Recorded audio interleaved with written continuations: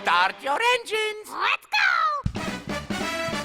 With Nintendo finally hopping on board with DLC, the first chunk of additional content for Mario Kart 8 has just been released. The first chunk of DLC costs $7.99 or $8. You can pre-order them both together for just $11.99 or $12, and that'll save you $4, though in doing that you won't get the second chunk until spring of 2015. So, is this DLC worth $8 from your wallet? Let's take a look and find out. The DLC will unlock 3 new characters and 4 new vehicles, but what really matters are the 8 new tracks divided up into 2 cups. The characters are a nice addition, though I wish they opted out for actual new characters instead of just costumes for both Mario and Peach, especially since there's already 2 versions of each character with Metal Mario and Pink Gold Peach, so now there's 3 versions of each character, and I find that a little bit unnecessary. I think they could have chosen characters that reflect the stages like Captain Falcon or the Excitebike racer. Tanuki Mario is nice and all, but I really think Nintendo's starting to run the Tanuki thing right into the ground. It was nice when they brought it back for 3D Land, but then it was in New Super Mario Bros. 2, and then 3D World, and then Smash Bros, and now Mario Kart. We get it, Nintendo. The nostalgia's gone once you use it over and over. That aside, Link's actually a great addition. It's definitely something no one saw coming, though I can't help but to feel that he seems a little bit out of place, especially because his damage animation seems a little bit awkward. I mean, when Mario characters flail their arms around like that, it works because they're cartoony characters with unrealistic proportions, but when Link does it, it just kinda looks silly. With the characters out of the way, let's take a look at the meat of the DLC, the brand new tracks. There are 8 in total, being split up into 2 cups, the Egg Cup and the Triforce Cup.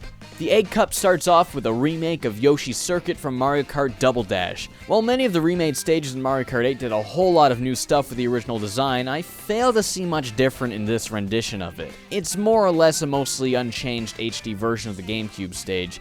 That's not to say it's not a good stage, because it is pretty fun. I was just hoping for a little bit more with this one. Next, we have Excitebike. This stage kicks ass. The second the race begins, your ears are treated to a fantastic remix of the Excitebike theme.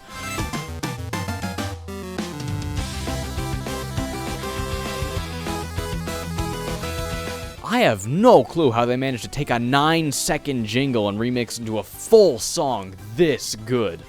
The track is fairly straightforward, a simple oval loop with lots of jumps and obstacles. It's very simplistic, but somehow manages to be a lot of fun.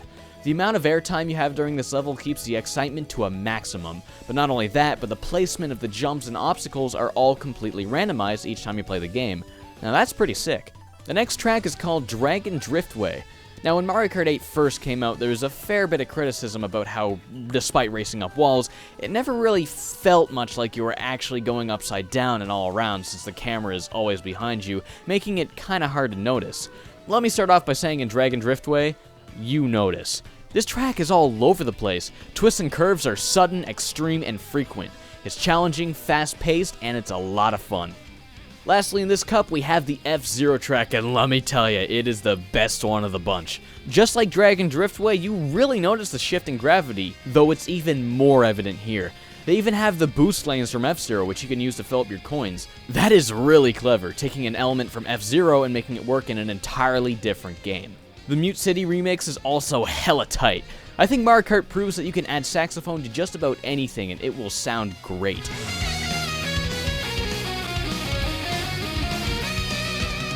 The F-Zero stage is awesome, and I had a blast playing it. Next up, we have the Triforce Cup. The first track on this one is Wario Goldmine, a level from Mario Kart Wii. It's okay.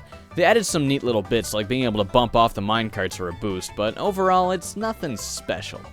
Right after that, we have the SNES version of Rainbow Road. Now we have 3 Rainbow Roads in the same game. Was this really necessary, Nintendo? This stage is very challenging. There's no guardrails, so it's very easy to fall off. There's also thwomps that will crash down on the track, making it very bumpy and hard to stay on. I had a lot of fun with this one. It's extremely tough, but fun nonetheless. The next one is another original stage, Ice Outpost. It's one of those there's 2 ways to go stages, much like Sweet Sweet Canyon and Electrodome. But what makes this one unique is that there's a lot of opportunities to swap between tracks trying to find a route that's the fastest. It's an okay level, not bad, but it's not really anything super special. The music is really nice though. Finally, we're at the spotlight of the entire DLC pack, Hyrule Circuit, and honestly, I find it a tad disappointing.